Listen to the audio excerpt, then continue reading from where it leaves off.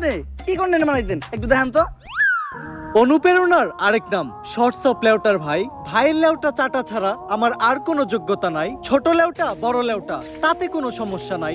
যদি ভাইয়ের লেউটা চাইটা মাসে লাখ টাকা কামানো যায়, যদিও কন্টেন্টের নামে ভাই আমার লের বানায়, কিন্তু কি আর করার, বাংলাদেশের মানুষ তো এগুলাই খায়। কেমন ছিল কন্টেন্টটা? কন্টেন্ট? এই থেকে কন্টেন্ট কই? তাইলে আমি এতক্ষণ কি বললাম? এইটা আবার কেমন কন্টেন্ট? এইটাই লেউটার কন্টেন্ট। এই লেউটার কন্টেন্ট মানে কি কোনো ইনকাম টিনকাম হয়? এই লেউটার কন্টেন্ট বানায়া আমার এক মাসের ইনকাম 40 লাখ টাকা।